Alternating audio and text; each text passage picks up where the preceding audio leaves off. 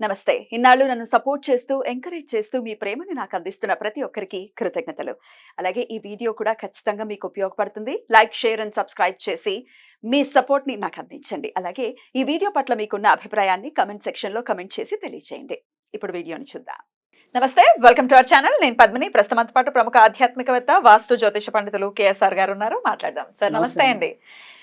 శుక్రవారం అమావాస్య వచ్చేస్తోంది, జ్యేష్ఠ అమావాస్య. విచిత్రంగా పౌర్ణమి కూడా శుక్రవారమే వచ్చింది, మళ్ళీ అమావాస్య కూడా శుక్రవారమే వస్తుంది. మంచి మంచి కాంబినేషన్స్ తో వస్తుందని చెప్పుకోవచ్చు. మరి శుక్రవారం అమావాస్య అమ్మవారికి ఎంతో ప్రీతికరమైనటువంటి రోజు. ఖచ్చితంగా శుక్రవారం అనేది అందరికీ తెలిసినటువంటి విషయమే. మరి అమావాస్య వస్తే అమావాస్య కూడా భయపడుతూ ఉంటారు. చీకటి ఉన్నంత మాత్రాన భయపడాల్సిన అవసరం లేదు. సాధనకి అత్యంత అంటే శక్తివంతమైనటువంటి సమయం అని ఖచ్చితంగా చెప్పుకోవచ్చు. మరి ఈ అమావాస్యని అందున జ్యేష్ఠ అమావాస్య, ఇక నెక్స్ట్ డేతో ఆషాఢ మాసం ప్రారంభం కాబోతోంది.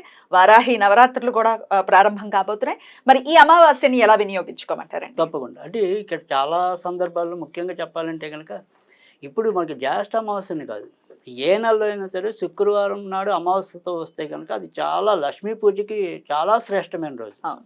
సో మామూలుగా ఏంటంటే మనం లక్ష్మీదేవిని సాధారణంగా ఉదయకాలంలో అర్చించడం అనేది ఉంటుంది. కానీ ఈ శుక్రవారం అమావాస్య వచ్చిన రోజు అయితే కనుక తప్పకుండా మనము సాయంకాలం చేస్తే కనుక ఆవిడకి చాలా మనం ప్రీతిపాత్రలు అవటం అనేది ఉంటుంది. కనుక ఎవరైతే సంపదను కోరుకుంటారో లేదా ఆ సంపద స్థిరంగా కావాలని కోరుకుంటారో వాళ్ళు తప్పకుండా ఈ అమావాస్య శుక్రవారం కలిసి వచ్చిన దినాన్ని అయితే కనుక తప్పకుండా ఉపయోగించుకోవాలి. అలా ఏదైనా సరే ఈ శుక్రవారం అమావాస్య వచ్చిన ప్రతిరోజు కూడా ప్రతిరోజు కాదు ప్రతిసారి కూడా మా ఇంట్లో తప్పకుండా లక్ష్మీదేవి పూజ జరగడం అనేది తప్పనిసరిగా చేస్తాం. అంటే నేను చేయకపోయినా కనీసం మా ఇల్లాలైనా. సో ఇట్లా ఎలాంటి ఆరాధన ఉంటుందండి? అది ఇక్కడ ఇది ఏంటంటే చెప్పింది ఏంటంటే ఏదైనా సరే సుగంధ ద్రవ్యాలతో కూడిన క్షీరాన్ని నివేదన చేయమని ఉంది ప్రత్యేకంగా. సో ఇది చాలా ఏళ్ళగా చేస్తున్నాము. సో ముఖ్యంగా దీన్ని ఏంటంటే నాకు ఒక మహాపండితుడు ముందు చెప్పాడు, ఇలా శుక్రవారం నాడు కనుక మనము ఈ అమావాస్య చాలా ప్రీతికరం. ఎందుకంటే అమావాస్యకి ఎవరు అధిష్టాన దేవత అంటే జ్యేష్ఠదేవి మామూలుగా అయితే. సో ఎప్పుడైనా సరే చీకటికి జ్యేష్ఠదేవి, వెన్నెలకి లక్ష్మీదేవి.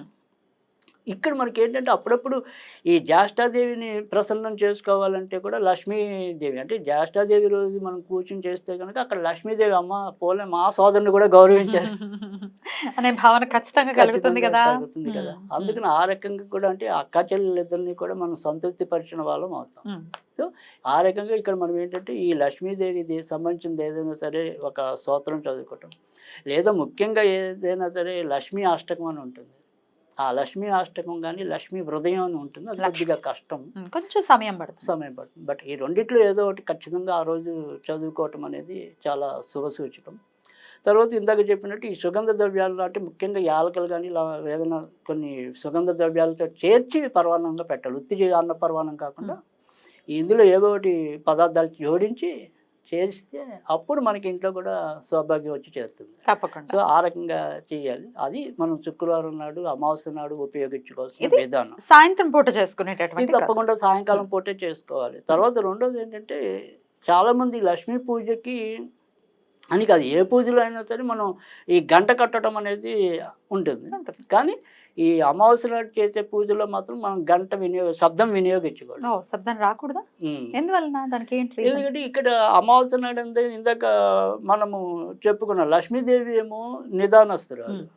అంటే ఐ మీన్ గలగల సౌండ్లు ఎక్కువ ఉంటే కనుక అవును, చాలా సైలెంట్ గా ఉండాలి. అందుకని ఆవిడకి మనం చేసేది నిజానికైతే జ్యేష్ఠాదేవి కోసం చేస్తున్నాం, కానీ రావాల్సింది లక్ష్మీదేవి.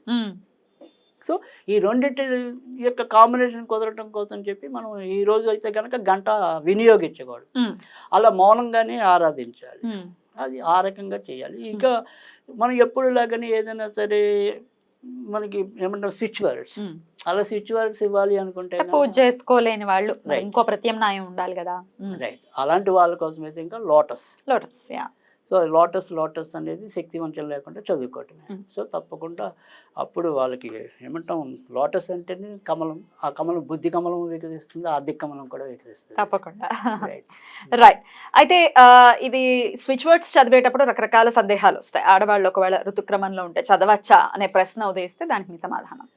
ఈ ఆడవాళ్ళు ఋతుక్రమంలో ఉన్నప్పటికీ కూడా లోటస్ అనేది చదువుకోవటంలో అయితే కనుక ఎలాంటి ఆక్షేపణ లేదు. సో మన యొక్క పూజలకి ఏదైనా సరే ఏమన్నా ఈ సంకల్పం, సో సంకల్పంతో కూడినవి చేసుకోవాలంటేనే మనకి బయట ఆట సమయంలో పనికిరాదు.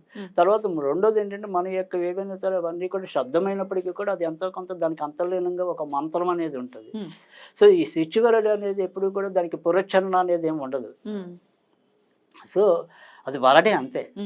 సో కానీ ఆ వరడుతోనే మనం కొన్నిటిని ప్రభావితం చేస్తున్నాం అంతే. సో అందుకని ఇక్కడ దానికి బహిష్ట ఇంకోట అనేది ఏమీ ఉండదు. సో దాని వరకు మటుకు మినహాయింపు ఉంటుంది. కానీ మన యొక్క హిందూ ఆరాధనలో మాత్రం తీసుకురా. వేరే మన హిందూ ఆరాధన అయితే ఖచ్చితంగా చేయకూడదు. రైట్. అయితే లోకహితం కోసం ఆది శంకరులు అందించినటువంటి కనకధారకి మించినటువంటి స్తోత్రం ఇంకోటి ఉండదు అని అంటే అతిశయోక్తి లేదేమో అని అనిపిస్తుంది. కనకధార యొక్క ఆ స్తోత్రం చదువుకోవటం, ప్రత్యేకించి చదవటం రాని వాళ్ళు వినటం లాంటిది చేయొచ్చు అంటారా? తప్పకుండా. ఏంగా చెప్పాలంటే ఇది కనకధార కాదు, మన జీవితాలకి పంచదార. సో ఎందుకంటే అక్కడ శబ్దం అనేది ఎంత మధురంగా ఉంటుందో దాని ప్రతిఫలం కూడా అంతే మధురంగా ఉంటుంది, త్వరతగతిన కూడా ఉంటుంది. సో అందుకని నిరభ్యంతరంగా అంటే ఇక్కడ మనకి అందరికీ తేలిగ్గా ఉండేవి ఏదైనా సరే లక్ష్మీ అష్టకం అనుకోండి, తర్వాత కొద్దిగా కష్టమైన హృదయం అన్నాం. కానీ ఏదైనా కూడా అంతే శక్తివంతమైనది కనకధారాస్తవం కూడా. సో అలాగే వారి యొక్క ఏదైనా సరే మనం మంత్రం తీసుకున్నా కూడా ఓం ఐం హ్రీం శ్రీం కమలే కమలాయే, ఓం మహాలక్ష్మి శ్రీం శ్రీం ప్రసీద అని చెప్పి పెద్ద మంత్రం ఉంటుంది. సో ఇలా ఏదైనా సరే వారికి తోచిన విధానంలో తప్పకుండా లక్ష్మీదేవి యొక్క పూజ మెయిన్ అనుకోండి. మీరు ఏం చదువుతారు అనేది మీ ఇష్టం, మీ స్వేచ్ఛ. సో ఈ శుక్రవారం అమావాస్య అనేది మాత్రం నిరుపయోగం అవ్వకూడదు. ఎలా సాయం సంధ్య అయిన తర్వాత మొదలు పెట్టమంటారా, ఎప్పుడు మొదలు పెట్టమంటారు? అంటే ఎప్పుడైనా సరే మనకి సూర్యాస్తమం తర్వాతే చేయాలి. కానీ ఇది వర్షాకాలం కాబట్టి నిజంగా ఏంటంటే చంద్రుడు వస్తే కనుక చంద్రుడు ఒక రోజు వస్తాడు, అసలు అమావాస్య కనపడడుగా, మోస్ట్లీ కనపడు. అది అందులో ఇప్పుడు ఉన్న పరిస్థితులు అయితే అసలు కనపడు.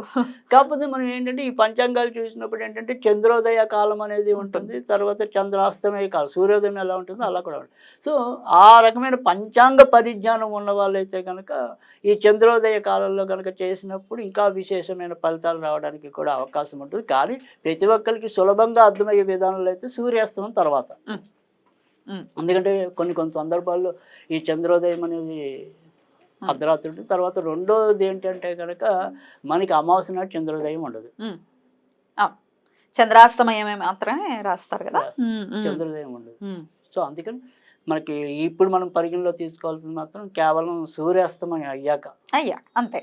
సుమారుగా 7 తర్వాత, 7ంటికి ఇంచుమించుగా ఇప్పుడు అవుతుంది కాబట్టి 7 తర్వాత చేసుకోవచ్చు.